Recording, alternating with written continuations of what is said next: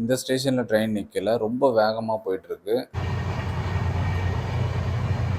பேசஞ்சரோட சேஃப்டிக்காக இந்த ட்ரெயின்ல பார்த்தீங்கன்னா, வெளியில இருக்க டோர் வந்து ஆட்டோமேட்டிக் டோர் தான் குடுத்துருக்காங்க. இது மேனுவலா நம்ம வந்து ஆப்ரேட் பண்ண முடியாது.